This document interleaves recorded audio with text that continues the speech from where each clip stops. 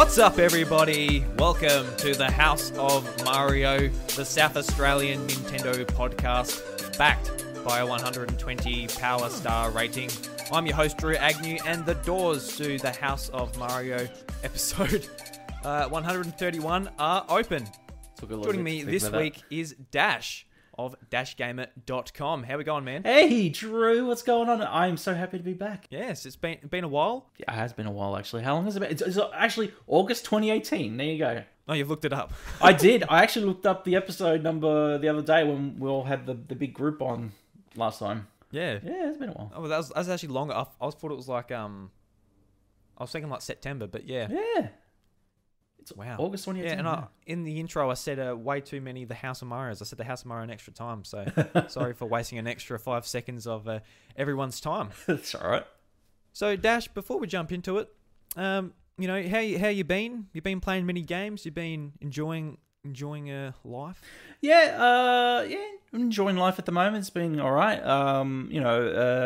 Dealt with a few things at the back end of 2019, but I'm coming out a little bit stronger, which is great. Playing games. I think like we're in a bit of a dry spell at the moment, but I've been playing a bit of Dragon Ball Z Kakarot, which I'm going to be reviewing for the website this week. But yeah, other than that, not many games right now, man. No, not many games. Yeah, I've just been like playing trying to get through my backlog a little bit. I've been playing Yoshi's Crafted World. I never actually finished that last year. Oh, nice. Yeah. Mainly because with a lot of these Yoshi games, like I think it was the DS version, I finished that like 6 years after it came out. So I usually just get halfway through it and just lose interest. Yeah. And because usually they're a bit longer they stay around a bit longer than I'm actually enjoying them. I'm like, oh yeah, I've had enough, and I put it down and move on to the next thing. But in this dry spell, I'm like, all right, I've got to get through that and a few other games I didn't finish last year. And I'm enjoying it. I'm enjoying just like listening to podcasts or watching YouTube or Fantastic. Being in Twitch and just collecting everything. I really like just the exploration and how it's things are in the foreground and the background and everything. Yeah, you were telling me the other day how you've gotten into a bit of a Twitch fix at the moment. Yeah. Mainly because of just Pokemon coming out. I've been really enjoying watching people play Pokemon and stuff. And it's actually this is what I found, actually. It's a real good goldmine for people hosting and raid shinies. Yeah. Shiny Pokemon. Yeah. I went in there the other day and I just went to some random girl's Twitch stream, and someone in the chat was hosting a shiny Milotic. Oh, yeah. And they were putting the code in the chat, and I'm like, awesome. So I ended up catching 7 of them. Oh, really? Yeah, so like super rare Pokemon, just catching 7 of them because they just keep on hosting it. And when you catch them, they'll turn off their game. They'll rehost it. Nice. And so I went and got 7 of them. Then I went to another stream and someone was hosting a shiny Lapras. Oh, jeez, yeah. When I got one of them, I had to use my Master Ball on it because they were going off in 15 minutes, and that was my second attempt at it. Fantastic. I'm like, all right, I've just got to get it because Lapras is one of my favorite Pokemon. Nice. And then it was 3 o'clock in the morning. By the time that happened, I went to bed for like 15 minutes. I'm like, oh, let's see if there's anything else on Twitch. And someone was hosting another shiny, and they were making it really hard to get in because they give you the first 3 numbers of the code, and you've got to guess the last one. Yeah. And there's like 30 people in chat, so it's like really hard to sort of guess in time to get in. Oh, yeah. So I got in twice, and I just couldn't get it. But fair enough. So that's how I've been using my time. And that's all right. have you been playing Smash Bros? Any of the new character Byleth? No. I honestly, I've kind of fallen off the Smash Brothers wagon because I wasn't really happy with that DLC announcement, to be honest. I was one of the people that were kind of like, a Fire Emblem character? Are you serious here? And a direct for a Fire Emblem character? He was kind of serious here. We kind of expected something big to go off on this one, especially for it to be like essentially part of that last pack that they announced. Until they said, hey, we got 6 more coming, and it's like, oh boy. For me, in terms of Nintendo stuff right now, actually, I'm kind of, I want to dive into Tokyo Sessions again. It's been a while since I've actually played it. I remember when I played it on the Wii U, I really enjoyed it. It was one of my favorite games on Wii U. So I definitely am excited to jump into Tokyo Mirage on the Switch. So that's definitely going to be interesting. But it's funny that you mentioned Pokemon. It's funny because I just started. Basically, I had the opportunity to play it back when it first launched, but I never got around to it because there was so many things out at the same time. We really got like blasted with so many things, like Death Stranding came out at the same time, and just so many games that were coming out. I never really got around to Pokemon, so I just started Pokemon last week actually. So there you go. So where are you up to? I've just started, literally just started. Oh, right, yeah. Yeah. So it's honestly, I'm kind of just getting into it at the moment. Yeah. Are you like after sort of all the, I guess the post-launch and everything's died down? Are you sort of keen to get into it, or are you just like, oh yeah, I'll check it out, see how it goes? What's your sort of history with past Pokemon games? Oh look, man, I used to love Pokemon Game Boy, the originals. Game Boy Advance is where I kind of started to teeter off a little bit. The Pokemon Yellow obviously is my favorite, like everybody else's when on the original. But after the Game Boy Advance ones with like all the emeralds and all that stuff, I just really was like, nah, I just can't. And when Black and White came out on DS, I kind of tried to, and I was just like, no, I'm out, I'm done. I'm tapping out here. And I know there was a craze when X and Y came out. That was huge. It was huge, but I just could never really get my head back around how Pokemon was. But I'm hoping that with the Switch releases with Sword and Shield and gone, it might kind of rejuvenate or reinvigorate that Pokemon spirit that I had back on the Game Boy. So we'll see. Yeah, being able to play it on the TV might get you excited. I hope so. There's those big creatures rather than just a small screen. Or yeah, man. Yeah, I definitely hope so. Look, other than that, Super Mario Maker 2 is just kind of taking up my time. I can't get off that game, honestly. Oh, sweet. Yeah. Yeah. Do you like just playing other people's levels or making your own? Yeah, both. Yeah. Right. I'm huge into watching also Super Mario Maker 2 on YouTube. It's like one of those scenes in a car crash. You can't stop looking at it because it's so hilarious to see some people like, I can't figure this out, and you're like, it's right there. So it's like one of those. It's like watching a person try to figure out a puzzle. It's fantastic, and when I play them as well, some of the levels are so good. Some of the designs are amazing. I played. So the good thing about the Super Mario Maker 2 Reddit is that you jump on there and people have designed almost full games. All right, yeah. So you just punch in the code and you play it. But even if you're punching their user code and go to their page, they've designed like their own Super Mario games, and I've played like so many of them, and they're all fantastic and well done. Yeah, that's really cool because like that was a feature I was sort of hoping for. That you could like just like share worlds instead of just levels by himself. Yeah. But if there's a way to sort of get around that just by going to the profile and going through level by level, that's cool too. Yeah, of course. Yeah. Yeah. With Super Mario Maker 2, I sort of just played through the initial story mode, and that wasn't very long. That was maybe 3-4 hours. It doesn't take very long to get through that. Yeah. And I've basically haven't done much else. I don't think I've even made a level yet because I just want to play other people's levels. Yeah. There's some cool ones where it's kind of like a Zelda dungeon. You got to go and get the key and all of that. Yeah, it's fantastic. Mainly in the Mario World sort of template, but I haven't gone back there since the Link was introduced in the DLC late last year. Oh right, yeah.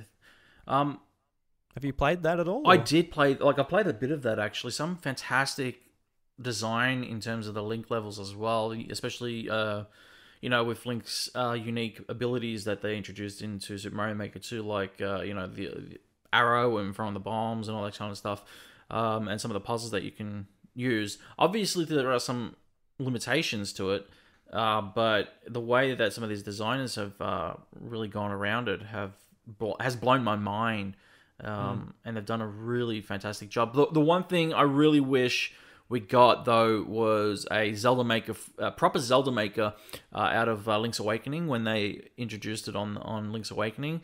Yeah. Which, by the way, Link's Awakening, fucking awesome, dude. So good. Love that game.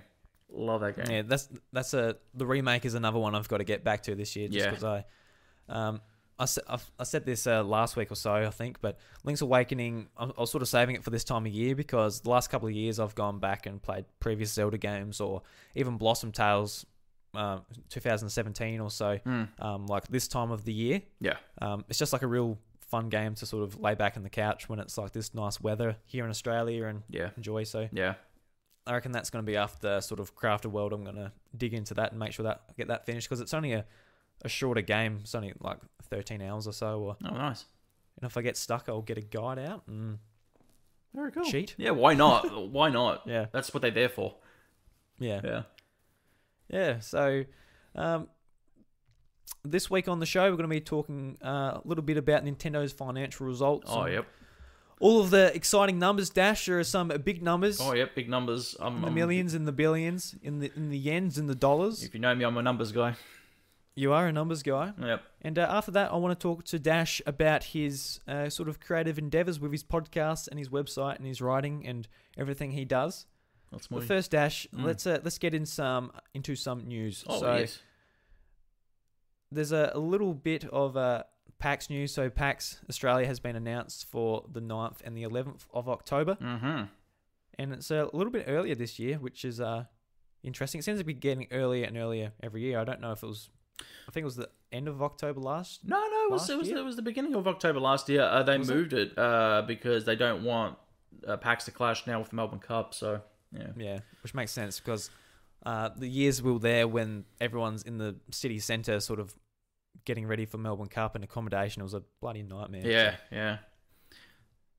Yeah, you reckon you'll go this year, Dash? That is the big question. Everyone tuning in is listening to hear. I got asked that question actually only last week by Betson. Actually, you guys say, now that Buddy's kind of gone on hiatus, you might have to represent the website this year. I'm like, oh crap. Not true, yeah. I'm like, I didn't think of that at all. And plus, you know what entices me even further is the fact that there's a good chance that we might get the PS5 and the Xbox Series X there.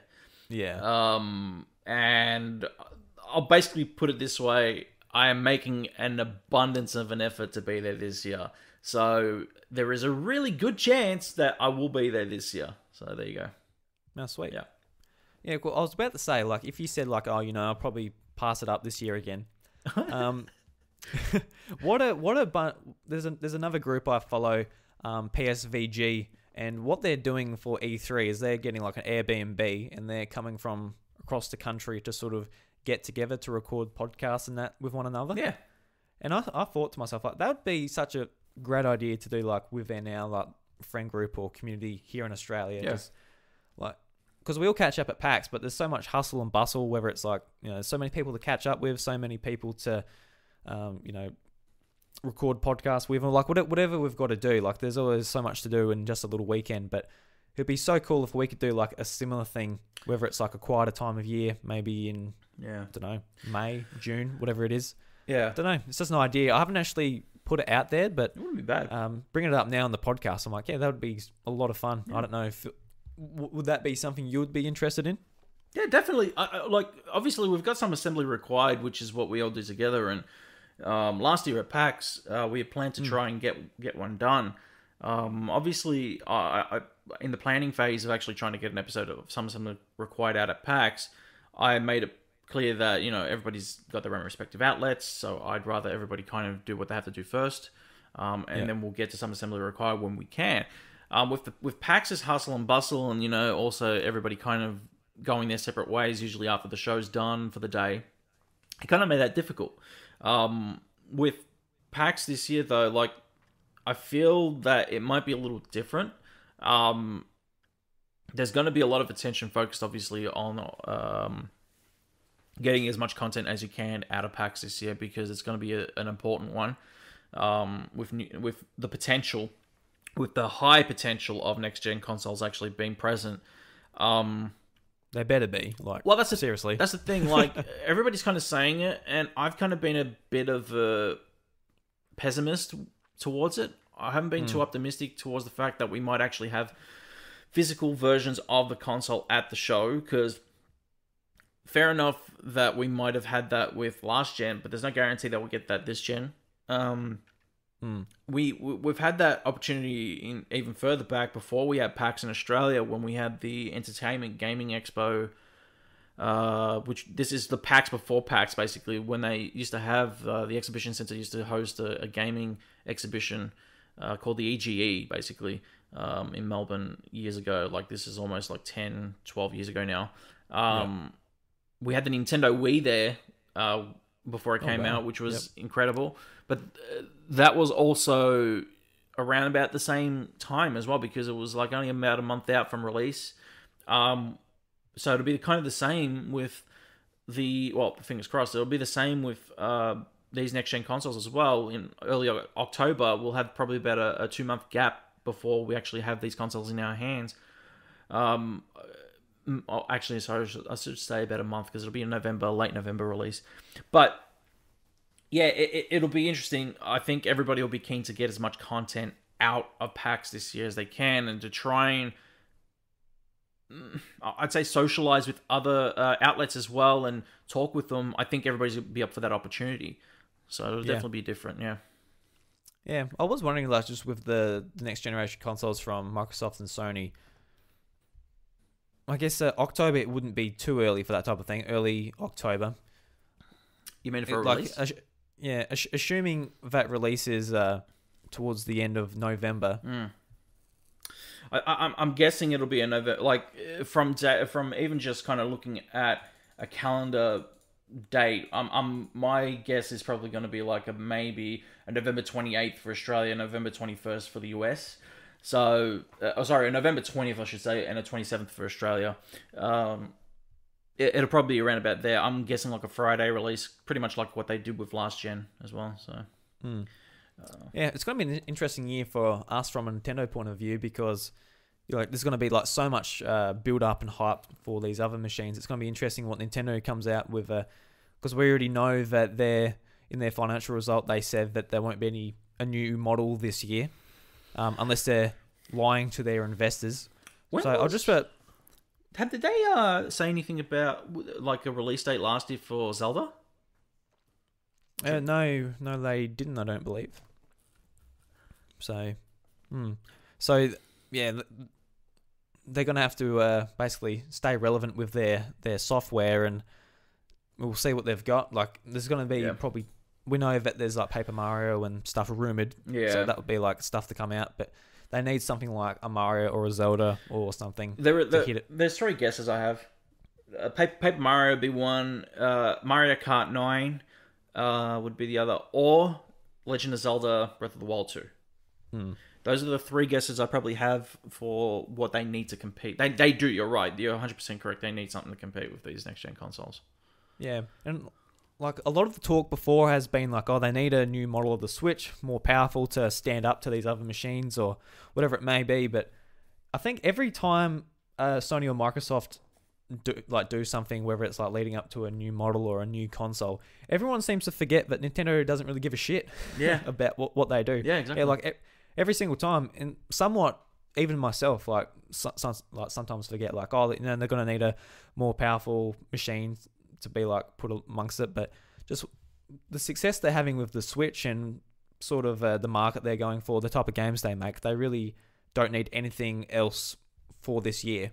Maybe in 2021 they'll be like, all right, something with a bit more RAM will be beneficial to people developing for it. But yeah, really, it's not that necessary this year with the Switch Lite already out there. Pretty much, yeah. I 100% agree with you. The rumors of a Switch Pro have kind of been swirling for a long time now, but and I don't think, like, Nintendo have kind of not denied it, and there's even like a trademark that's out there that could prove that there might be one in the works. Nintendo have turned around and said, obviously, there's not going to be a new model this year, which we could be looking at like a March release next year, if that's the case, if rumors are true. But I don't even know if they need it. Honestly, it's the Switch is doing so well as it is.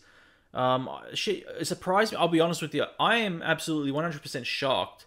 I was sitting in the doctor's the other day, and I saw a kid with a turquoise. Yes, he was holding a turquoise one.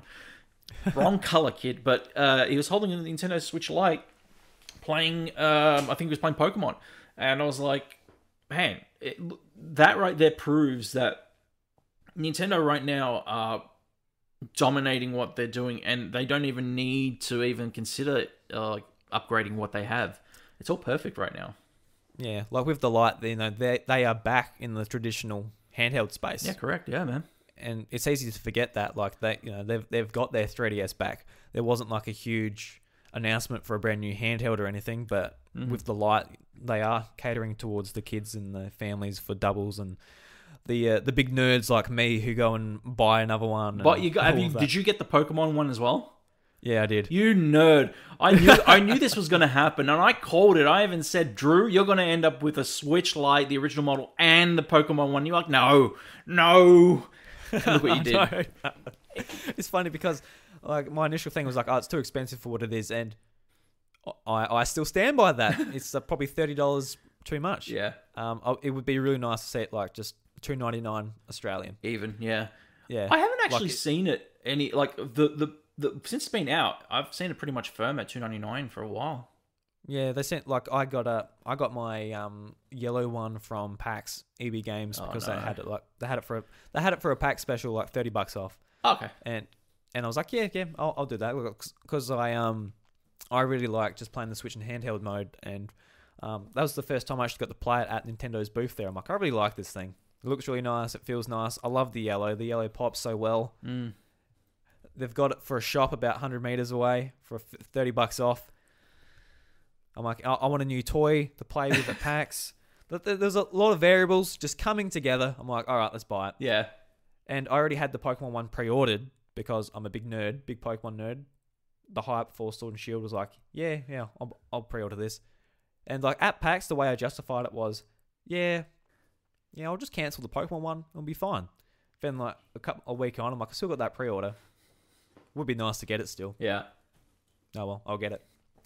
Because there's been like other like limited edition like 3DSs in the past where I'm like, oh, that would be nice, but I won't get it because money and why. But the bug finally bit me, and here we are. No, that's okay. I can respect. That's good. As somebody who also owns 3 Nintendo Switches, I can respect. So what models do you have? Do you have 2 originals or 2 lights? Or 2 originals and 1 light. Yeah. One original that I just keep as pretty much stock standard. One that I tinker with, and I won't go into why. And the other one pretty much is just the light, and I just pretty much wanted to have it because it's Nintendo Switch Lite. Yeah. So when you play a handheld mode, do you just use your light pretty much, or do you just go between both? Or I honestly haven't turned on my light for a while, and I'll be honest with you, it's not for anything. It's just that there hasn't really been any use to use it in handheld mode for a while. Look, if I needed to take it anywhere with me, like if I said, okay, I'm going on a road trip or something, I'd bring my Nintendo Switch Lite. There is no doubt about it that right now, as much as I love my Nintendo Switch, the Nintendo Switch Lite in terms of handheld mode, holy shit, is that thing comfortable. It is so good. And I said this, like I reviewed the unit.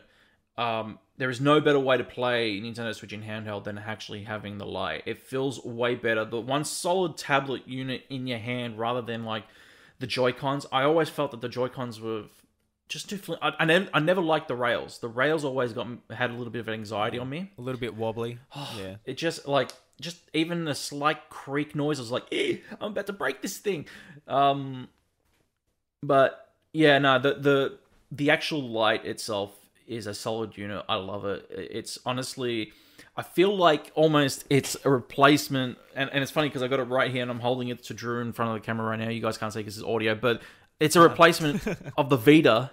Yeah. Which, like the Vita is an awesome little unit, but Sony didn't support it that well, and now Nintendo had potential to kind of overtake that. They easily have that. No doubt. but what I'm saying is, with the Lite, if people only want an exclusive handheld unit, and Nintendo could easily, like, in terms of assets and licensing and everything, there are so many good games that came out on like the 3DS and the Vita that should be easier to kind of scoop up and say, okay, we can offer those titles here now on the Nintendo Switch, because PlayStation, like, I don't think PlayStation are going to release a Vita 2. There is no doubt that that's kind of gone to the wayside, and PlayStation aren't even going to consider doing another handheld. They've had two. They both were mildly successful. I wouldn't even call Vita a success. I'd call it a mild failure, if anything. I'll call the PSP very successful, to be honest. Sold 80 million. Like, that is a pretty good. Sold more than like multiple Nintendo consoles. Like, it's the not Wii U. well, anything else. Yeah, exactly. Yeah. I agree with that statement, kind of. I think it still was... Like, it sold because it was... I think it sold more because it was in competition with the DS and how much power it actually showed. And what it could do. It could actually play those UMD movies, right? But that was also its downfall. I think the problem it had, though, and it kind of started to become evident when a lot of pre-owned Vitas started to become available, which was it had barely any software support. Like, we had some great titles for it, like the Metal Gear game, Peace Walker and all that stuff, but I can't remember, other than Peace Walker or a lot of titles like that did come out on it, like on the PSP. Like, I can't remember anything being that memorable from the PSP other than Peace Walker, man. Yeah, well, the PSP for me, because I had the DS since pretty much launch, and you know, once I got older, I'm like, have a bit more money. I'm like, I'd love to get a PSP. And I kept on looking at lists of games, going down lists of games on Wikipedia and the official Sony website and that. And I couldn't find anything I wanted to play on it, so I never got one. Yeah, I really wanted one because I'm like, I love my handheld gaming. So this other company offering different experiences and stuff. Yep. I was all about, but yeah, I didn't see anything that I really wanted to play on it. And when they announced the Vita, I ended up getting that on launch day because there were games on it that I wanted to play. Yeah. And I really loved the Vita. It's really disappointing even to this day for me that they've sort of discontinued just their handheld line, because that was honestly some of my favorite PlayStation memories playing on my Vita. And that's what sort of drew me into their ecosystem to play on PS3 and PS4. And now that I've sort of lost that and it's just their console, I've sort of become less excited about Sony games and products as a whole. Yeah, I don't blame you. You know, it's funny, like, I'm about to launch a PlayStation podcast and I agree with you on that statement. But the thing is, like, if I go back and think of the PSP, there were only really two titles that stand out to me, which was Peace Walker and The Third Birthday. The Third Birthday had, like, a tremendous amount of hype behind it, but its execution was poorly timed because it was released, I think, in 2010, and it was almost near that point of, okay, we're heading into a next generation of handheld gaming, and the power behind this is going to be like, So we kind of feel that this was even poorly executed. So I don't know, man. I feel like PSP had a go. But it didn't do as well, obviously, as Nintendo DS, which was just a phenomenal handheld. You know, I love my Nintendo DS, and I still love it to this day. So yeah, no, I definitely agree. But I guess if you look at it this way, like Sony's first attempt at a handheld, sold half the amount as Nintendo's most successful handheld. Yeah, still not a bad effort. No, not a bad effort at all. 100%. Yeah. There you go. So if you guys are like, what did Furukawa actually say at the briefing? This is just a quick quote. He just says, regarding Nintendo Switch, we believe that it is important to continue to communicate the appeal of both Nintendo Switch systems and expand the install base. Please note that we have no plan to launch a new Switch model during 2020. So if he's lying to his investors, bad on him. But if he's telling the truth, well, you can put your money into a Nintendo Switch and not feel bad about it. Correct. Speaking of a new Nintendo Switch that you should be putting your money into, new limited edition Animal Crossing's New Horizons bundle was announced yesterday by Nintendo Australia. Everybody's going nuts. So, just I guess you've probably already seen it before out there, but if you haven't, it's a very nice themed dock. It's all coloured in. It's got the Nookingtons on the front on a little island. It's got I really like the Joy-Cons. I want it now. I'm looking at it. Yeah. Yeah, so that's the thing. It's got like a nice blue Joy-Con and a light green Joy-Con. Am I about to pre-order this thing during the podcast? Well, that's the thing. Like with the light, I'm like, all right, 100. No, was it 330 for the Pokemon one? Yeah. Pokemon is my favorite franchise, and I'm like, all right, 330. That is a lot of money just for a second light, especially. I'm like, yeah, okay, but maybe for the full-on Switch, which is 470. I'm like, oh, that's a bit too much just for the nice colors. But does it come with the game? In Australia, no, it does not. You get the digital code in Europe, and I don't think it comes with a code in the US either. Oh, God. So, I think in Japan, you can usually buy these limited edition Joy-Cons through PlayAsia and stuff. Yeah. So, I think the best way for most people would be, to get the Joy-Cons from PlayAsia. They're usually a bit more expensive. You might be paying 150 Australian for a set of Joy-Cons, but they are nice looking Joy-Cons. They are very nice. I think the main thing you'd want out of this edition would be the dock. Just for like how different it is. Yeah. With like the Smash one and a Pokemon one a few years ago, it was just like very much like someone slapped a sticker on it. Yeah. It was just a grey dock. All those stickers became available through vinyl, like vinyl printers. Yeah. So. Yeah, like it's very easy just to put it on your standard dock. But this one is like all out, very different dock. Oh yeah. And it's got sort of the etchings on the back of like Animal Crossing animals and like islands, and it's sort of represented by different seasons in each corner as well. On the dock or the actual unit? The actual unit on the back. Yeah. Yeah. No, it's a very nice looking one. So if you're a big Animal Crossing fan, I know Bobby Pauls, who was on a few weeks ago, he is a massive Animal Crossing fan, and I think as soon as Nintendo America's Twitter account said, "Hey, this is a thing," he just went straight there and bought it straight away. So. I'm tempted, honestly. Like I really, I'm looking at this thing and it's like, geez, this is beautiful. Yeah, like even in my head, I think I was talking to Bryce the other day, and he said, yeah, I think EB Games is doing the trading deal for like $200, and then the math starts going in your head. You're like, oh yeah, so that would be $270, and it does have the new battery. Yeah. And, it will be like a new unit. I'll get like you start thinking about it, like no Droop, and you slap yourself in the face. Just buy the game and play it on the 3 Switches you've already got. Yeah, exactly.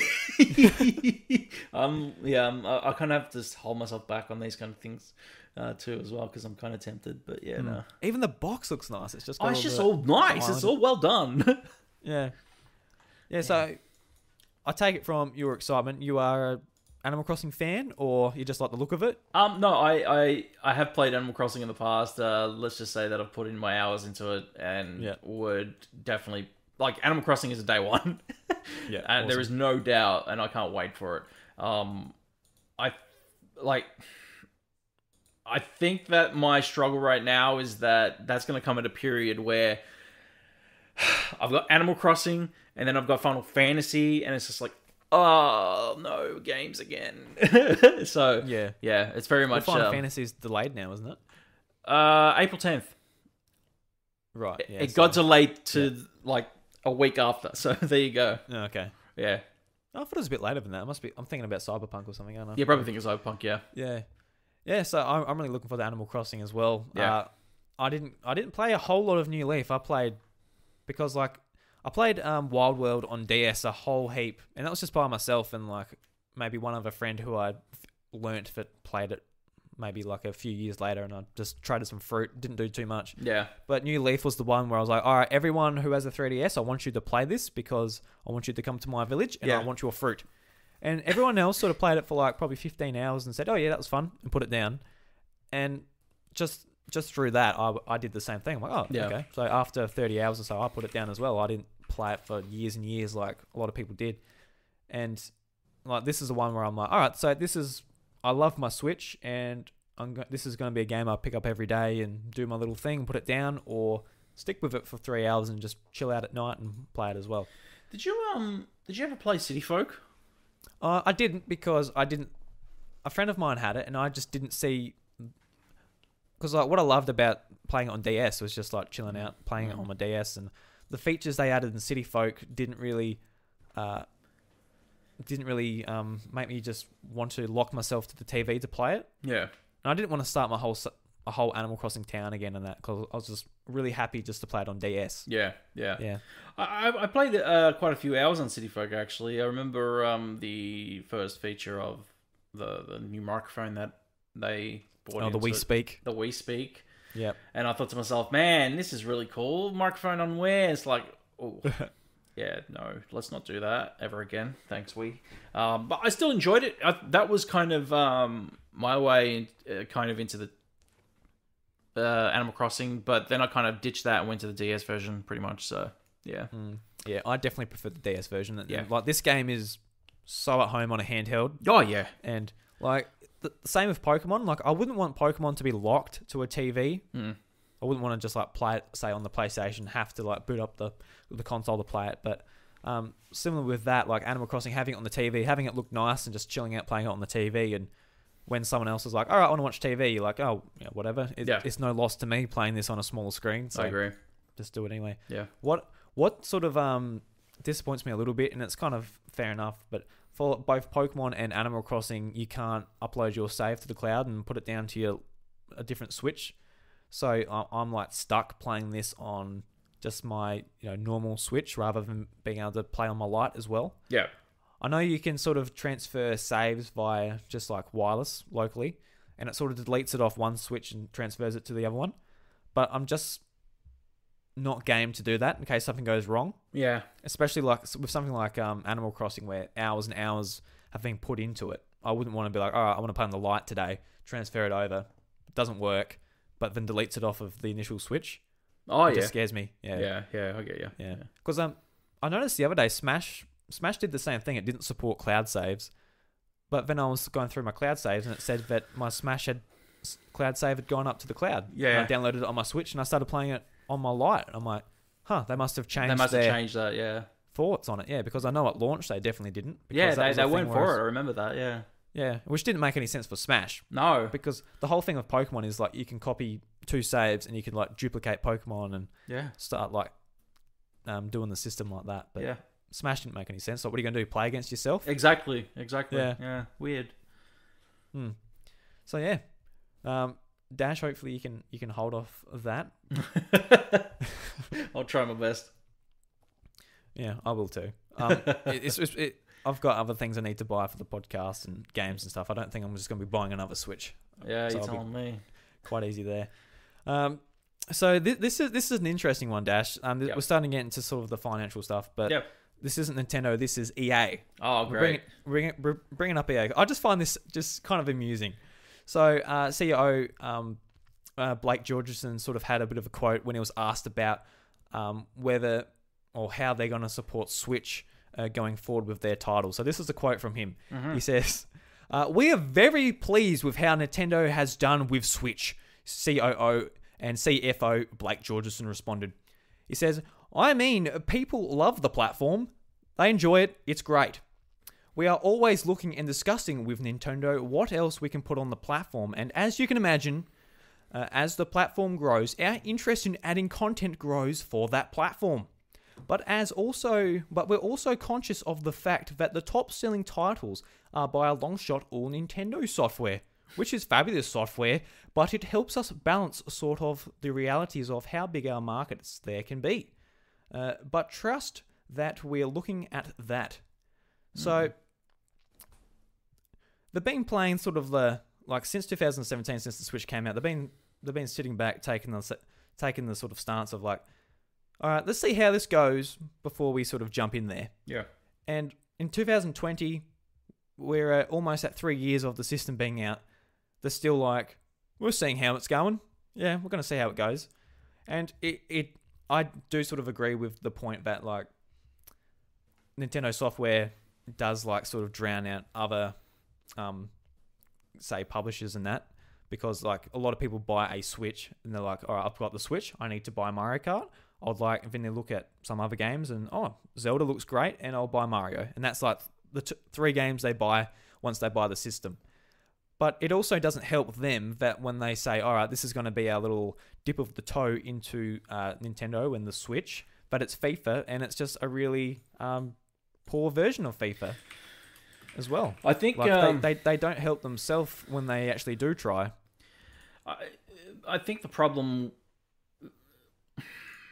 See, the Nintendo's trust factor right now, I think, is kind of starting to come back. Like, there's a lot of respect in terms of Nintendo and whether or not a lot of these Western developers can actually trust Nintendo right now, based on the fact of the Wii U. I think a lot of that has kind of put a bit of a foul taste in a lot of publishers' mouths after their experience on... Which is fair enough. Yeah, which was on such an underpowered unit during a generation where... like, the Wii U came out in a really, really weird phase. And I remember when it did come out, they were trying to get ahead of the curve on the PlayStation 4 and the Xbox One. But it was almost like they kind of took the same route with the Wii and thought it was going to be a major commercial success, based on one, using the same name, just calling it a Wii U, and thinking that mums would be like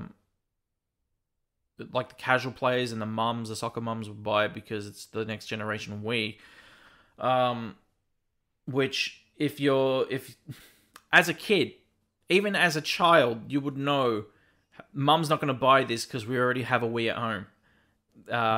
So it's one of those things where there was a trust, and even like Ubisoft kind of fell out of trust at one point with Nintendo because of that. And it's funny to see now that they've kind of gained that respect and trust back within Ubisoft again. Like, we're getting Assassin's Creed titles, and shit, we even had Mario Cross Rabbids on the unit, which is something I never thought I'd see an Ubisoft developed Mario game, which is amazing.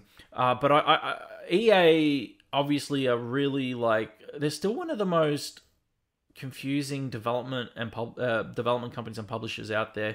And I can understand why they're kind of hesitant to publish their games on the Switch, because I love my Nintendo Switch, but it's easy to admit that the Switch is also still underpowered compared to the PlayStation 4 and Xbox One. However, it is not supposed to be the most powerful unit on the market. It is sold as a hybrid unit. It is sold as a handheld / home console. It is not supposed to be like I remember Reggie even saying it, like, it is essentially I think he didn't mean it to put it this way, but I think it also was a great way to put it. It's a supplemental console. It's the console that you need to sit by everything that you have already. You will have a Nintendo Switch. Even if you own a PlayStation 4 and an Xbox One or a PC, you will have a Nintendo Switch.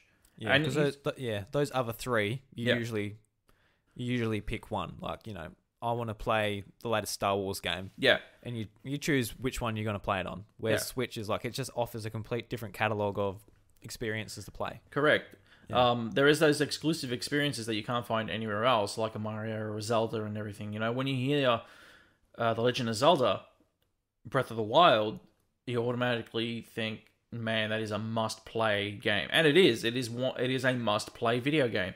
But you can only find it on Nintendo Switch. And the thing is, like, I believe that their marketing strategy for Nintendo Switch has been amazing, because I honestly think when they thought that they really wanted that to be their strategy for the Wii U, but it obviously didn't work out that way. They wanted that marketing strategy of your supplemental console will be the one that you absolutely need. I think it worked out better now for the Wii U, because it is essentially a unit in itself, not a unit that is stuck where it is, and the only way you can play it is basically if you turn on the unit and carry the controller with you to the dunny and back.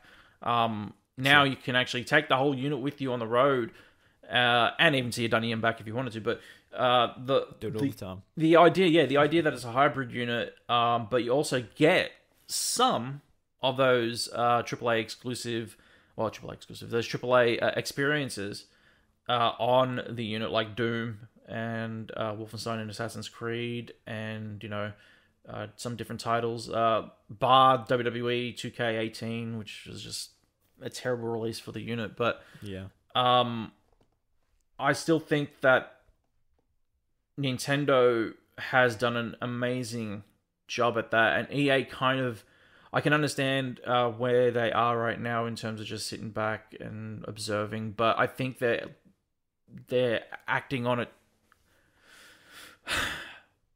with caution more than anything. But yeah, I feel like with EA, they need to take a different tack to it. So yeah, their main sort of lineup is their sports lineup.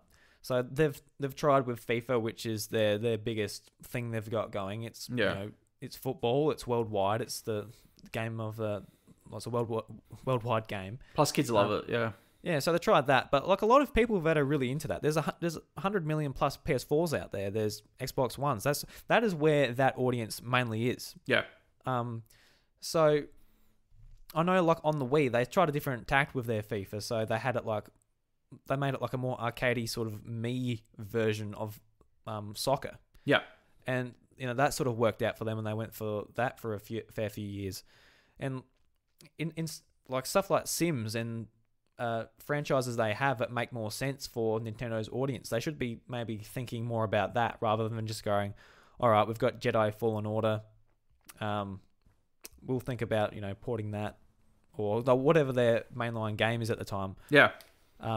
I just feel like there's a lot of missed opportunities for some of their IP out there. Yeah. Even like a Need for Speed game, like maybe a port of an old Need for Speed game or whatever it is. Because was it Need for Speed Most Wanted that came out in 2013? It wasn't the PS2 version. It was the one that came out pretty recent. But that was on Vita, and that was a lot of fun to play on a handheld and play it like that. Yeah. So I think like there's lots of opportunities for that. Like there aren't many just realistic or arcadey just racing games on Switch. There's a couple. There's Asphalt, which is like a free to play game, and but there's a lot of open spaces there they can play in. They don't have to necessarily put out their sports games that are subpar to other consoles. They don't have to sort of go directly against Nintendo's IP that they put out. I think they just need to really sort of think about because there's definitely some genres on Switch that just aren't represented all that well. I think it's more like whether it's financially viable for the studio itself to actually develop the game for the unit, and whether or not they're going to sell enough units on the Switch to justify them actually putting the time and effort into porting the game over to the Switch. I think that EA have kind of run the numbers in the past and seen whether or not their titles actually sell within a Nintendo audience, and I can respect if it doesn't, then they shouldn't be doing it. EA try their best at publishing non-stop AAA titles as well, which doesn't work out every time. I can understand that, but also they do a good job at actually releasing AAA titles and stuff. Like, if somebody came to me tomorrow and said, "Oh, hey, did you hear that they're releasing the new Star Wars game on the Nintendo Switch?" I'd be like, great. I don't think, though, that it would sell tremendously on Switch. I don't know if they should be producing so many units for the unit, so many units, and trying to sell it. I don't think it's going to land the mark that they want for the Nintendo Switch, and that could be a bad thing in the future for EA and Nintendo's relationship too. I think EA are probably just sitting back and waiting for that Nintendo Switch, that inevitable Nintendo Switch Pro, for any casual opportunity to release games on. But as it stands right now, I can respect EA's position. I do understand what you're saying as well, though, bringing in a Need for Speed, because it isn't racing games aren't really present on the Switch. But yeah, I don't know whether or not Nintendo's audience right now, other than FIFA's huge on Switch. I can't believe it. The amount of kids that come through and ask for FIFA on Switch is incredible. Yeah, dude. At work, the amount of times I hear, "Hey, do you have FIFA on Switch?" It's one of those things where it's like, sometimes it confuses me because there's not a lot of obviously there's not a lot of EA titles on Switch other than FIFA, and it's like, man, they do really well with FIFA and they know it. But I will say that they don't produce a lot of units, a lot of cartridges, like physical units for the Nintendo Switch in terms of FIFA. So Yeah, they've cost more. So, correct. Yeah, they've run the numbers. They have run the numbers on it, and they know whether or not it's actually going to be financially viable. So I can understand that situation. Yeah, and that's the thing with FIFA as well. It's already a legacy edition on Switch. It's Yeah. already a version that isn't being updated mechanically each year. It's just the rosters. And Correct, yeah. when that news sort of came out, was it last year when the game released? It's kind of like a little bit baffling that they've already essentially given up Yeah.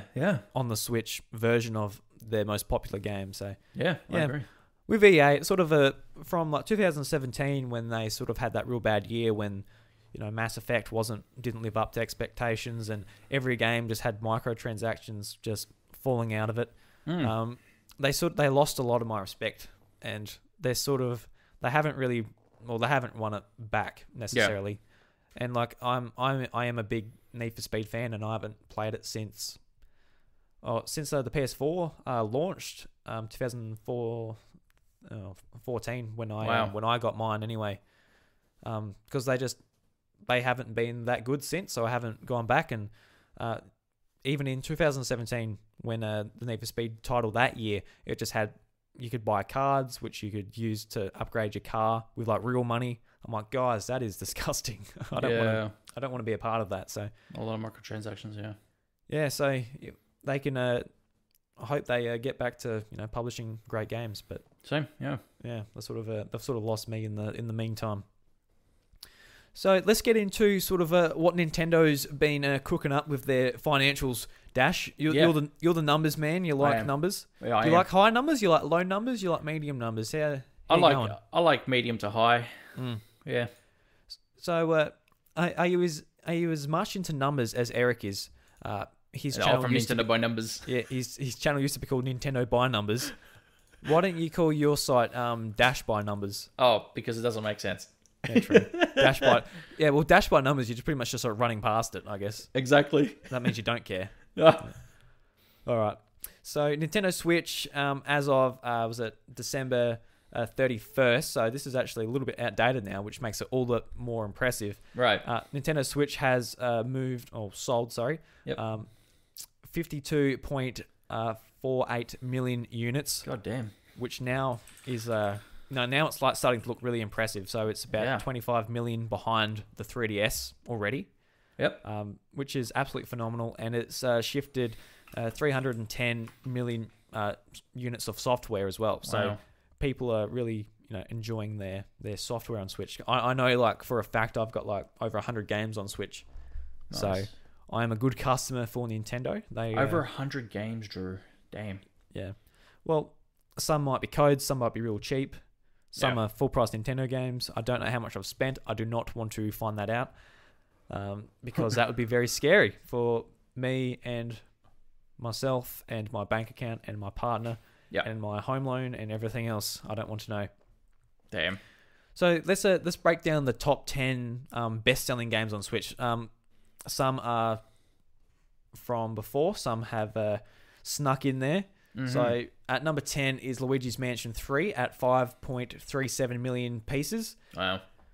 It says pieces here. I'll say units. It's pieces units, sounds weird. Pieces is more the Japanese term for it. Yeah, because I'm on Nintendo.co.jp, so that's why. Yeah. Number 9 is New Super Mario Bros. U Deluxe at 5.85 million units, which is really impressive for a port. Yeah.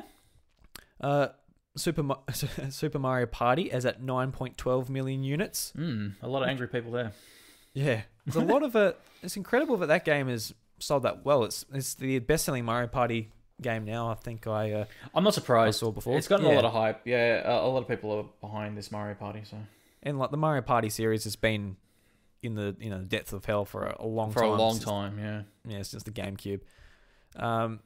Number 8 is Splatoon 2 at 9.81. So that's coming up to 10 million, and that's really good to see that a relatively new Nintendo IP has really resonated with people. Definitely. Pokemon Let's Go Pikachu, Let's Go Eevee at 11.76 million units, which is good. It's gone up about a million units since their last quarter report. Yep. This is the most impressive one on the list. It just shot up to halfway through the list within a month and a half, so 6 Fantastic. weeks. Pokemon Sword and Shield are at 16.06 million units. So they're been the best launch for a Pokemon game. Yep. It's sold more than Pokemon X and Y and Sword and Shield for the same period. It's been an absolute beast of a game. And Fantastic. Once the sales for this slow down within a year's time or 2 years or however long a tail this game has, it's going to be really interesting to see where the sales end up for this. I think it's going to boost again once the DLC gets released, yeah. Yeah, so we've got DLC coming out and more people will be like, all right. And that might even fix problems people had with the cut of Pokemon and content. I don't, like, whoever still has that problem post-launch just might say, tell you what, I'm back in after that. I agree. So, yeah. And I'm sort of like two minds on this. Like, I really love the game and I'm happy to see that it got the sales. But at the same time, I'm like, it would be good to see a bit more polish on these games. Oh, yeah. And the sales on this tell Game Freak that what you're doing is fine. You don't have to improve on anything. I see that's also the negative side to it as well, is that because the game sells so well that they feel like they can actually release something. Like, there is no doubt in my mind there were some problems in terms of the game, like in terms of its design. There were a couple of issues that the game had, nothing that can't be patched though, but I definitely feel like the excuse of, it sold 16 million, that's not a good enough excuse. People bought it because it's Pokemon, yes, but they do want a perfect Pokemon game, so make sure that you polish it before you actually Just like the main thing that stood out to me was a modder went in and redid the textures. Yeah. I'm like, oh, why couldn't, like, that is one thing, like, regardless, like, this game makes millions and millions and millions of dollars. Yeah. You can put more effort into the textures, at least. Yeah, I agree. That is not a big ask for. No, 100%. How much of a profit driver this is. I agree. So yeah, hopefully we are wrong, and they for the next games like, all right, let's make it as polished as we can. I hope so. Yeah. Next up is Legend of Zelda Breath of the Wild at 16.34 million units. Still going strong. Yes, units. Yes, it's great to see that up there. It's going to get pushed down by Pokemon very soon. Oh yeah, mind for sure. you. Yeah. Super Mario Odyssey at 16.59 million units. Super Smash Bros. Ultimate at 17.68 million units. Yep. And that's still trucking on strong, which is great to see, because after the Wii U version not selling all that well, which was even kind of surprising for the install base, even with the 13 million install base on Wii U, it still didn't sell that well. It's kind of like, oh, is Smash Bros. Just not on people's radars? Is it just me sort of enjoying it and like a couple of other people? But sort of with the Switch sales, it does show like, yes, this is one of Nintendo's most important franchises. So yeah, 100%. That makes me relieved a little bit. And number one, at absolutely nobody's surprise, is Mario Kart 8 Deluxe at 22.96 million units. Yeah, no surprise there. The gap between Smash Bros. And Smash Ultimate has widened within the last quarter. Yep. It was at about a 2 million gap before, now is spread out to about a 5 million gap. Yeah. So it kind of shows like over people picking up a Switch for Christmas and things like that. Mario Kart is the main thing people go for. I think that Mario Kart's probably going to be that because it's more of a casual option, especially like when parents and all they go to pick it up and they think to themselves, oh, I wouldn't mind having a go at that. I'd like to play some Mario Kart with my kids. They pick up Mario Kart. It's a no-brainer. Yeah, and like I couldn't think of a more perfect game to pick up for a kid's present or something for Christmas Day, playing Mario Kart on the brand new console. 100%. Yeah. Or you could pick up Xenoblade and you could play that with the kids. Oh, yeah, sure. I couldn't imagine that. No, definitely not. I don't, like, honestly, I haven't even finished the game yet myself. Yeah, like Xenoblade was one of those things because Bryce talked so much about it. I'm like, I really want to play the series. Yeah. So I bought it and I played it for a little bit, and it's one of those games where I'm like, I do need to play it and I do want to play it. Yeah. But will it happen? I do not know. Yeah, I've had the collector's edition sitting up there for a couple of years now, and I still haven't like properly opened it back up and played it again. Oh, right. So, Oh, you got the collector's edition too. I did, yeah. I got lucky. One of my friends who worked for the Neighbours Games is like, "Hey, I got a surprise for you." I'm like, "What's up?" And he goes, so remember how you were late to get the collector's edition?" He's like, "Yeah." He goes, "So I got one in." I'm like, "Where?" And he goes, "Well, we found it. It was just sitting here at the back. You want it?" I'm like, "Yeah." I said, "But I own the standard." And he goes, "Just bring that back in. We'll return it and we'll give you this one." So I was like, "Sweet." Nice. Yeah. Yeah, because I look at a lot of those special editions. Yeah. And since I buy my games digitally, I'm like, no, I'll pass on that. If I was just getting the box copy anyway, I'll be like, yeah, I'll spend an extra $50 each time. Why not? There were a couple of games where I could have said that. Astral Chain was the most recent.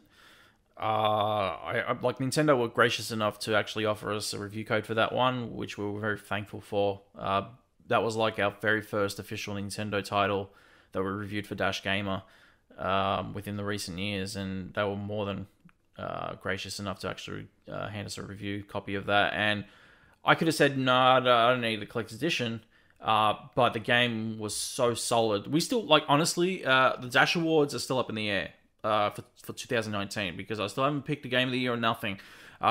Like, yep. It's been up in the air because we're still tossing up between like Death Stranding, Luigi's Mansion 3, and Astral Chain. Those are the three games that right now are up in the air for Game of the Year. And like myself and Buddy have had so many debates, and we still haven't made up our mind yet for what our 2019 Game of the Year is. But I obviously need to come out with something. And honestly, Astral Chain is so damn good. I'm so glad that I picked up that collector's edition, dude. Yeah. So what comes in the collector's edition? Because I can't actually remember. Was it a statue or no? It was just a statue would have been great for that. A statue would have been fantastic, man. But it was just an art book, a soundtrack, like a standard collector's edition that you would get. Yeah. Because even Daemon X Machina that got a statue. That got like a little figure or something. I got that. Yeah. You got that too. I got that too. I got that by luck. Yeah. Jesus. Yeah. Because that was the one first party Nintendo game last year. I'm like, all right, I'll let this slide by. I don't think it would. Look, I think that's it.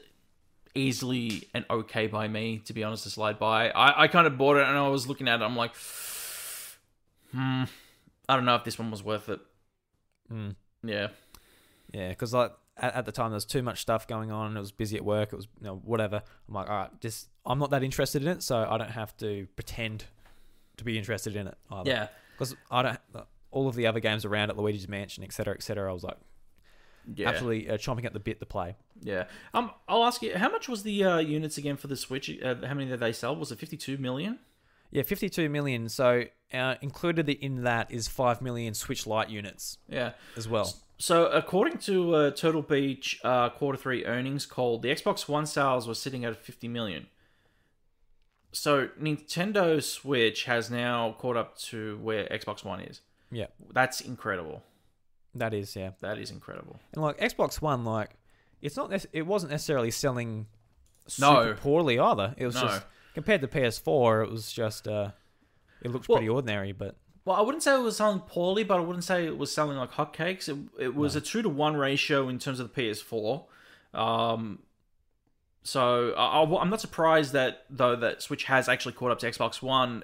I think they kind of shot themselves in the foot when they had Don Matrick, their former president of Xbox, stuff them around and say that if you want to play online, if you want to share games or anything like that, go buy an Xbox 360. That was just a terrible call. And the whole DRM situation, yeah, they screwed the pooch, and glad they sacked that guy. So, yeah, that was just really embarrassing. Oh yeah, 100%. Even before he said even before he crippled their business, he was just like a boring kind of like very corporate guy to have on the stage. He was a suit, he was a suit. Yeah. So, yeah, if you want more information about sort of Nintendo's financial report, if you're like into that type of thing, you can go to nintendo.co.jp, and they have like a big list about all the stuff they're getting up to, whether it's their sort of Nintendo stores or Nintendo World theme parks they're opening up. They've got details about sort of the wearables they're sort of implementing there. Their mobile stuff, which the further they go on, sort of less interests me, just with all of their subscriptions and gambling crap they're putting in there. It's like the most sort of anti-Nintendo sort of stuff they're doing. Yeah. And yeah, and just speaking of Astral Chain before, that actually went over 100 million, not 100 million, 1 million sales. So that's really good for that type of game as well. Fantastic. I love that game so much. I want to play it again. So a big win for Platinum Games, which has had big successes and big failures as well. Like Bayonetta never got to 100 million. God damn. I think I might have just landed our game of the year in my head. Anyway. It's announced here, folks. Oh, yeah. So yeah, that's as far as all the news goes. There was a bit going on just with their announcements, but we're still sitting here waiting for a direct, seeing what's going to be going on for this year. Apart from Animal Crossing, we got no idea what we're going to be blowing our wad of cash on, apart from a PS5 or an Xbox Series X at the end of the year. So I hate to call it, but I really hope that it's Zelda, man. I really do. I really hope it's Zelda. Bryce and I have talked about it in the past. He thinks that Zelda will be this year. And just because I don't want to be hurt and I just want to be devil's advocate, I'm just saying no. Yeah, I don't think it is this year. Yeah. But, there's every possibility it could be. There's no reason it could or couldn't be. Yeah. I trust Bryce's intuition. Yeah, I don't. He's a silly boy. I can say whatever I want about him when he's not here. No, fair enough. His little toe smells and his farts aren't great. Fantastic. There you go, Bryce. We love you. Yeah, we do. Even if I pretend I don't. So Dash, let's talk about sort of your creative endeavors. You've been sort of writing and creating content for 10 plus years. Yes, and that's a lot longer than either Bryce or I have been doing podcasting and stuff. So yeah, we're just like little kids, little newbies in the scene. I'm an old man, that's why. So I guess how did you sort of get into it? Why did you want to start creating content around video games? Well, video games has always been my passion. Like I've always loved video games ever since I was a kid. Since the first day my dad brought home a Famicom. I was a 3-year-old, and I knew that from that day forward that everything that I wanted to do when I was older, there had to be something based on gaming. And it wasn't like, I'd say when I turned 16, 17, when, the YouTube generation started to kind of spark and everybody was kind of coming up on YouTube, there was never really any Aussie gaming creators on YouTube, and that's when I kind of started. I started on YouTube creating reviews on there, and from that kind of just spurred to a love of writing. I wanted to write reviews instead of filming them, and I still have passion for video editing and everything else, but I feel like there's no better way to communicate a thought than actually having it on a piece of paper, or even now on a website, basically, for people to read. There's always, podcasting will always be something that's great, but for me personally, writing has always been something that has been a passion of mine since, high school and even primary school, man. I can't say that it's one of those things where, yes, I realize that right now we're in a generation where it's starting to phase out, and a lot of people are now creating video content or podcasting rather than actually writing. That's a no-brainer. It's like the old saying that video killed the radio star. Now the internet's killing, the video star's killing the magazines and everything else. So that YouTube age is starting to take over, but that passion of actually putting into video gaming and everything else, man, I still love it so much that I still believe that there is a place for written content to be out there for people to love and read and watch or listen.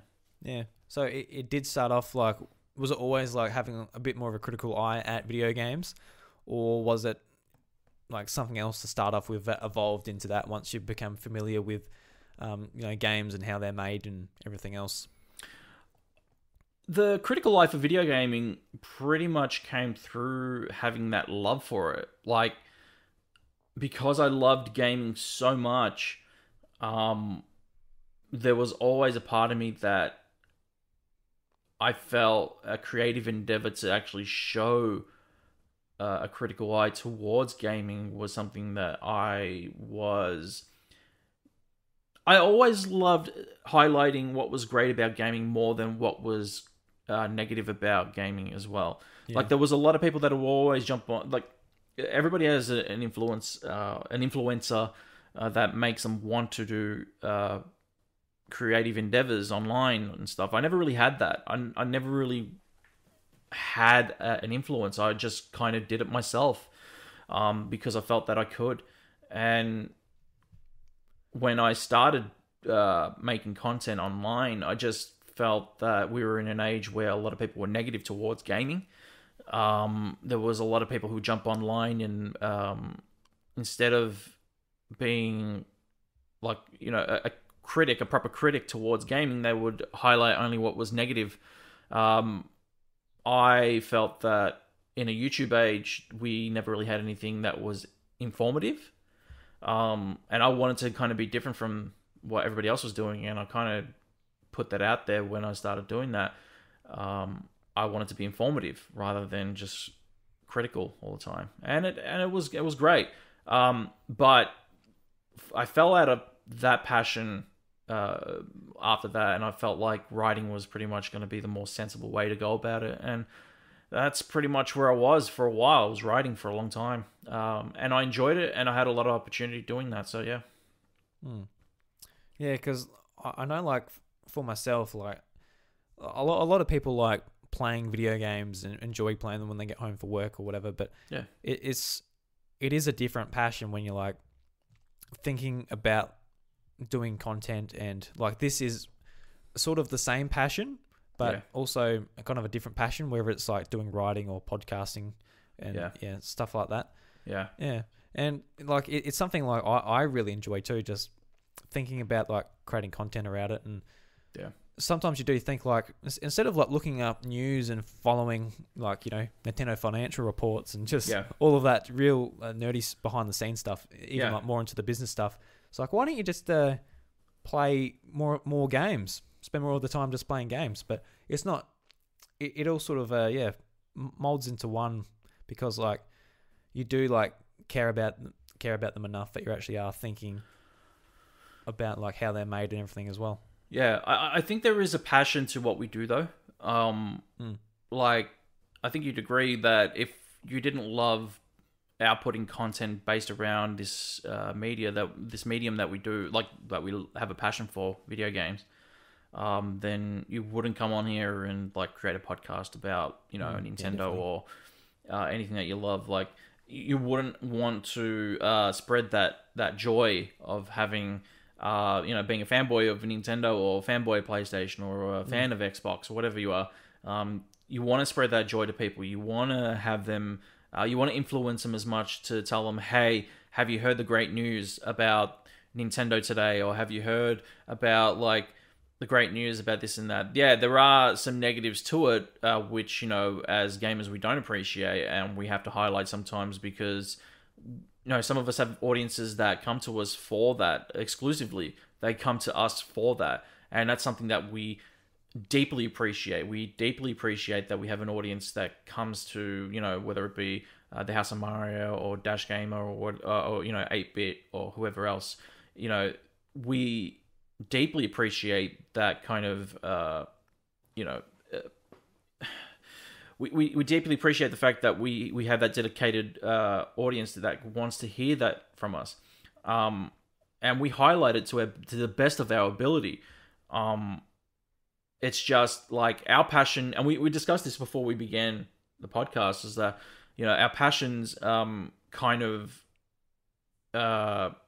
can sometimes overtake what we actually love.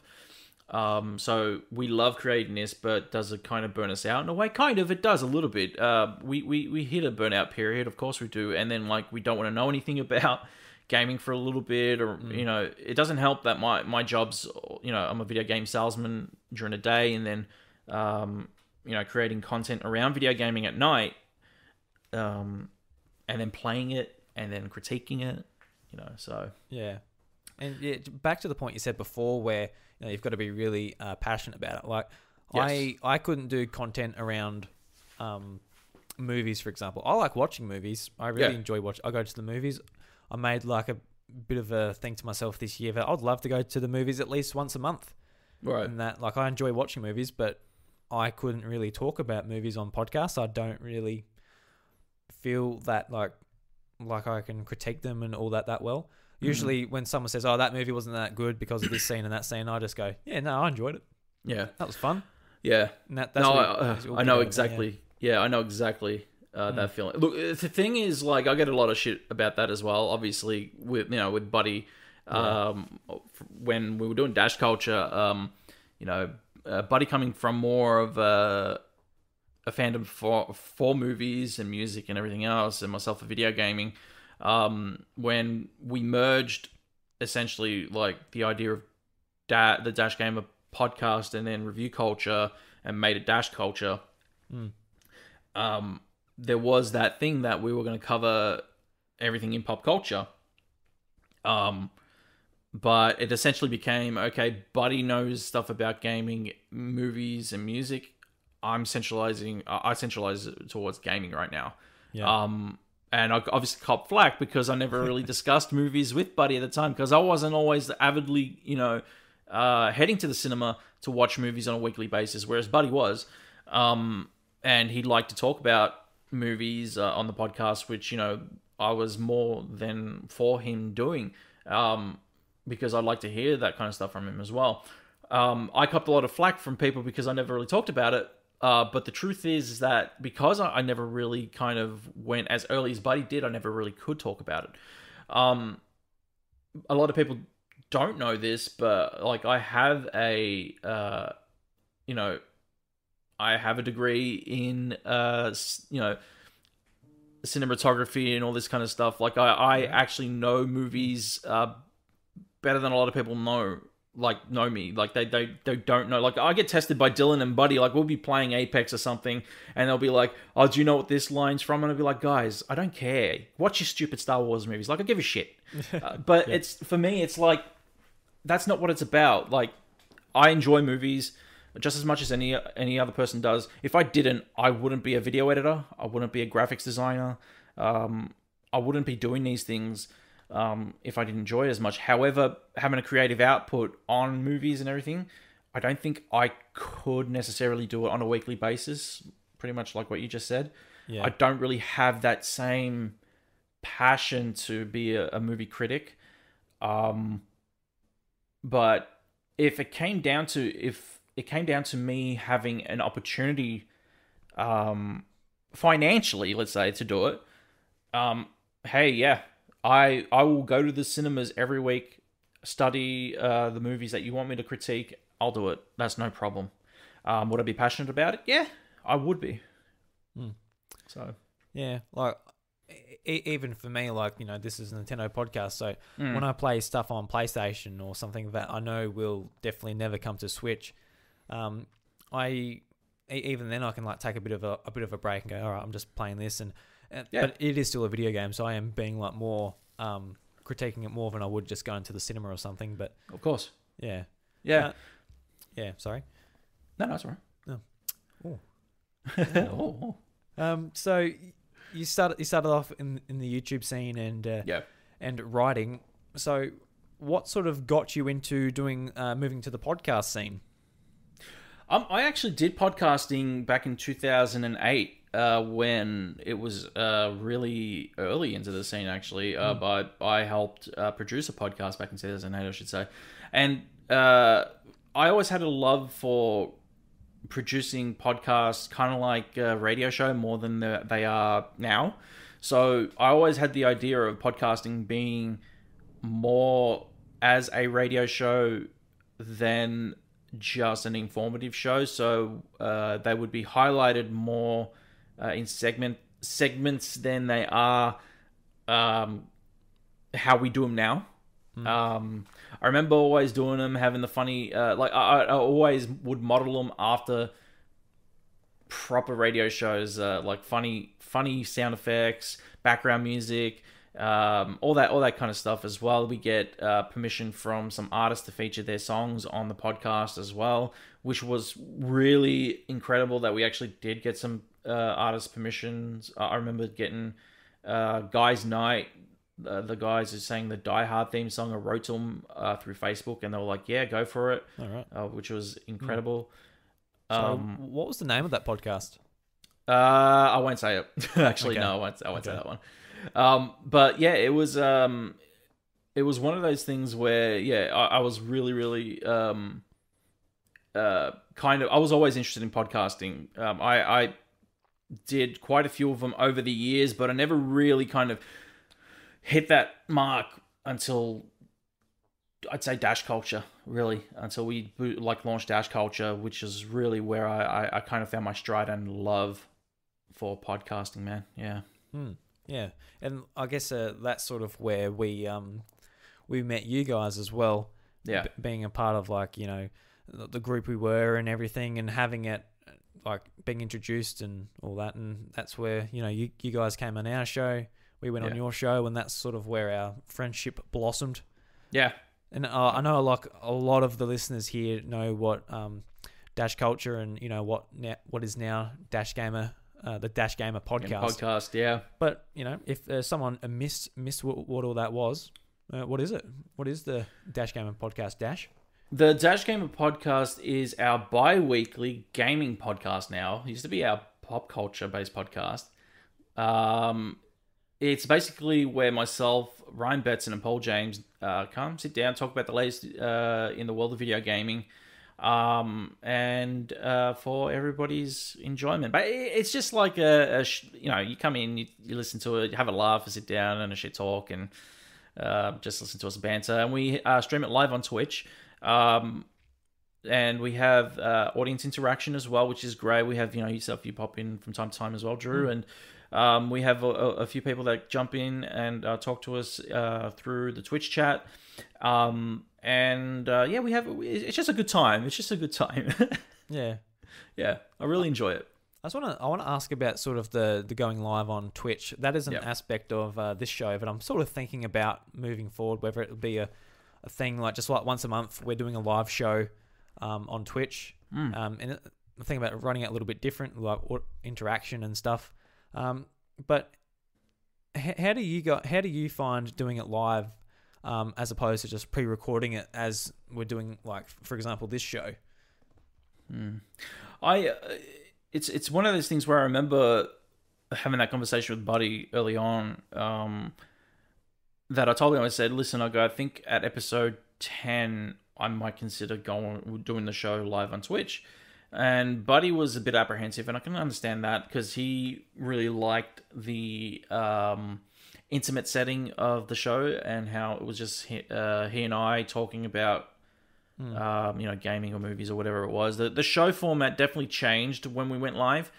I remember the show being mainly a lot about what we were doing and what we were catching up on in pop culture. It wasn't really the latest in pop culture at the time. The show had kind of taken its own after we went live. I think it helped it a lot. I think it really did help us evolve and help our presence as well in the way we perform on the show. In terms of, like, I think that there is more pressure being live than there is a pre-recording. And I think it helped both Buddy and I in the way we interacted with each other and our chemistry. Whereas, like, I felt that us being offline, you never go back to your first episode of your podcast, is what I always say. You listen to that and you go, whoa, that was terrible. But I felt that Buddy and I's chemistry really did work so well that going live was going to be a no-brainer for us. The show, as I said, like took a turn on its own when we went live. It changed the format of the show and it really helped evolve it. I did feel though that at the end of last year, Dash Culture was kind of coming to the end of its run in its current format, and I had discussed it with Buddy that I wanted to kind of change the format of the show going into 2020. And we did discuss the possibility of separating gaming news and pop culture news. And there were many discussions had between us about that as well. There was a decision Buddy made earlier this year to kind of go on hiatus, which he's taking a bit of a break, and I'm hoping to see him back sometime during the year, and we can rediscuss that idea further. But like the Dash Gamer podcast now, when it kind of spun off from Dash Culture, it was something that had been on our minds, both Buddy and I, for a while now, to kind of separate pop culture from the gaming podcast so that we could essentially dive even deeper into both those topics, both into gaming and movies and music, because we believe that they both are owed that respect that we gave gaming, and we felt like we were kind of disrespecting movies and music on Dash Culture in a way. And we didn't want to do that anymore. And we wanted to work hard to make sure that our audience knew that we appreciated both those mediums just as much as each other. We respected them. And we just felt that we were kind of disrespecting movies and music in a way. So, yeah. Yeah. And, like, I quite like those changes that you've made too. Like, just having dedicated shows to each one. I really like having podcasts that are really dialed into like one thing and have people that are quite knowledgeable about the one topic. Yeah. So like even into gaming itself, like I'm a big gamer, so I love just like hearing like say have a PlayStation podcast where people are very knowledgeable about PlayStation, what's coming to it, the news about it, everything about that. Same with Nintendo, Xbox. Yeah. I don't know, even like iPhone or whatever. Like I like just like really diving into one thing and. Same with music. If I want to hear something about music, just like one podcast where I just dive into it and hear it there. Yeah, I'm with you on that. Yeah. That's essentially why we kind of did that. We separated gaming from movies and music. Yeah. I mean, especially if like you as the host, you're not when you get to the music segment or the movies, you will be like, in your head, you're probably like, all right, now I've got to get through this. We've gotten through the gaming. I've got to talk about movies and music. Look, I never really fretted too much. The movies part I never fretted. The music part I did, because I don't really get around music a lot these days. I don't really get a chance to listen to a lot of music. I should try to, but it's just a case that I just don't get that opportunity. You're always listening to your old stuff. Usually. Yeah. Mainly, I try to kind of like when I get the free time, I try to sit down and work on what we have to get through on the website.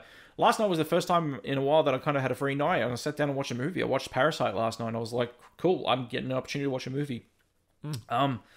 But it was just one of those things where those topics I was weak on, and I knew I was, and like I was getting called out by Ashley Hobley on Twitter, and it's like, shut up, Ash. I know that I'm weak on movies and music, but yeah, it disappointed me that I couldn't offer that same expertise as Buddy did. But I'm hoping that once Buddy does, come back from his hiatus, that we can revisit that idea. I know that we're going to, because Buddy is very passionate about movies and music, and I know that he's also passionate about gaming. But I'm hoping that this focus that he's on this year for movies and music, I'm hoping that we can kind of rekindle that spirit in him to get back on the podcast train and get it going again. Yeah, well, just like that message he put up on Twitter, just the reason why he felt like he wanted a bit of a break was just because he wanted to have video games as his hobby, to be able to enjoy them in his own time rather than have to keep up with all the latest stuff. Yeah, and maybe it is important that video games for him maybe even stay as a hobby, and something that he's more passionate about being movies, and that becomes what he can talk and create content around. I don't know. I'll miss podcasting with him on a bi-weekly basis. I know that with this change, that's going to affect it for sure. I like Buddy and I's chemistry. I hate to say it. I just think that it's kind of unmatched a little bit within our circles right now. I just feel like we really did have something there. but there is also missed opportunity as well because, as I said, like I'm not as invested in movies and music as he was.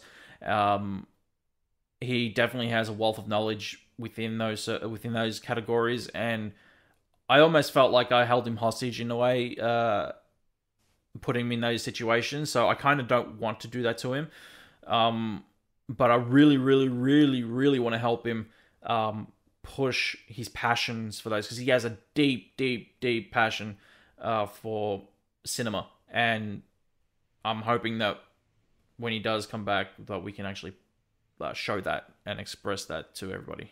Yeah, and I'm looking forward to that. I think that'd be great. Oh yeah, Buddy's obviously an awesome friend of ours, so yeah. I hope that he returns to the podcast scene soon. Same. Yeah. So you're starting a new PlayStation podcast, Dash. Yeah. I think it was that episode you were last on. You said we were changing this PlayStation to Operation PlayStation. Yeah. But we didn't. It was a little bit of a joke. Haha. Yeah. Yeah.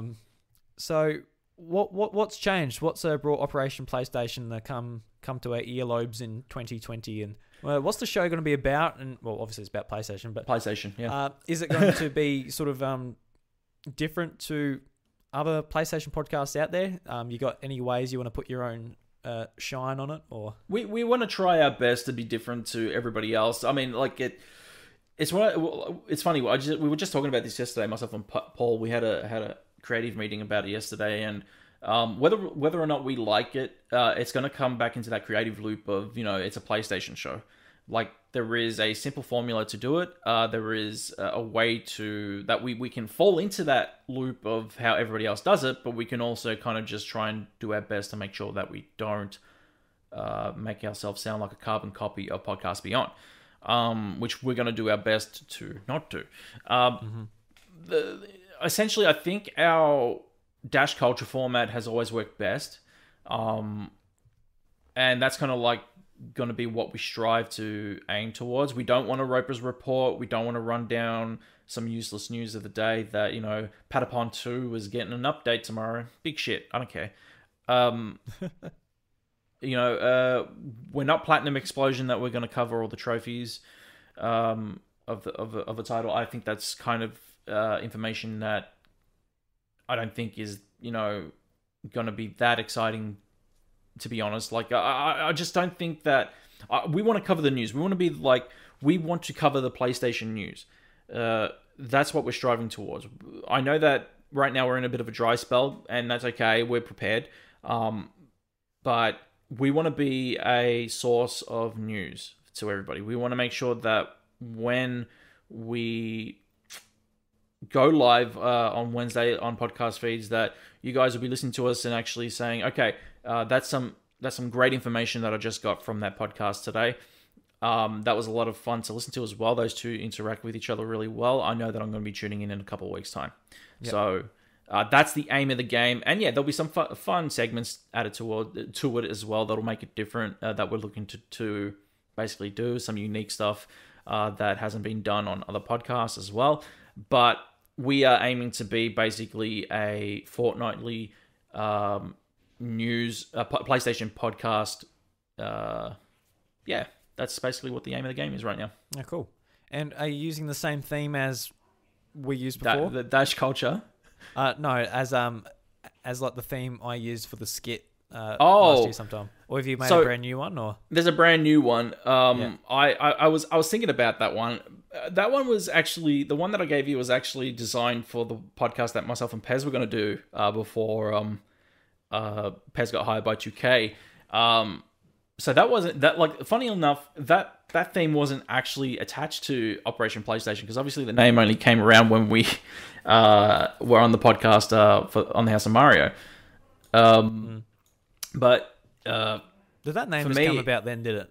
It did. The name came around when we were on the episode. Oh, right. So there you go. the original story. Yeah, the original name for the podcast was actually named by Pez. It was called the PlayStation Dualcast, I think it was at one time. I think it even one time was called the Dual Shock Jocks or something, or rather, Dual Shock Jocks. That's actually pretty cool. We had so many names for the podcast, and I still got the designs of it and everything. Even the layout that we were going to use on Twitch, I still have.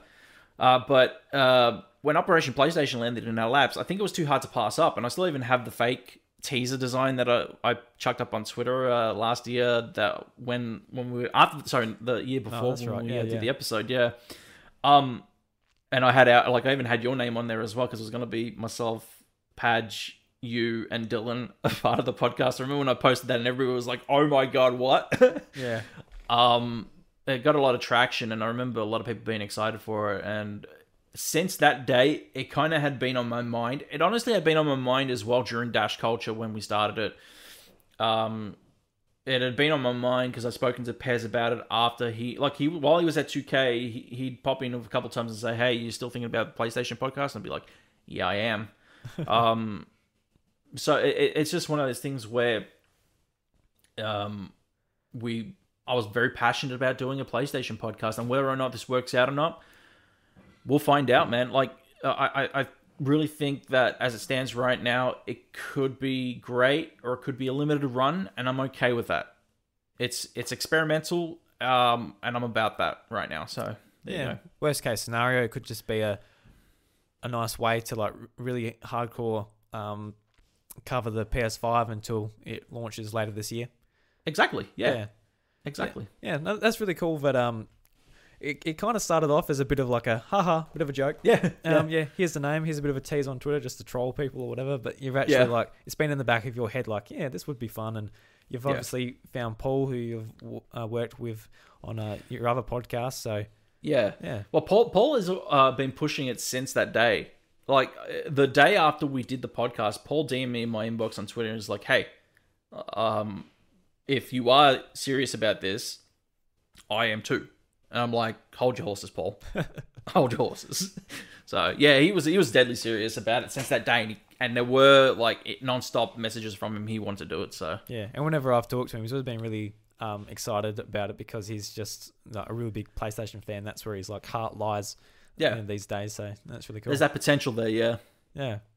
So yeah, looking forward to hearing it. Thanks, so man. it would be like the day after this podcast comes out. This Wednesday, it comes out. It'll be Wednesday morning at 6 a.m. Dylan. So be ready, mate. You're going right. The number one PlayStation podcast. What is it? Across the Oceanas or something like that? In the Oceanas. In the Oceanas. There we go. Yeah. Get ready, Dylan. So you're going to grab the bull by the horns. That's what you're going for, right? On their turf.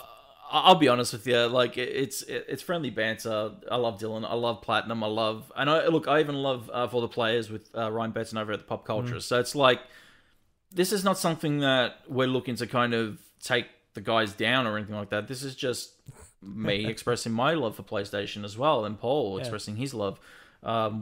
The idea when it came around, like I really honestly, Operation PlayStation was basically supposed to be a gathering across all of our outlets, basically to kind of come together and talk about PlayStation and our love for it. The idea essentially was actually specials that I wanted to kind of pitch to the boys and say, hey, Platinum, hey, For the Players, and Buddy obviously being a PlayStation fanboy at the time.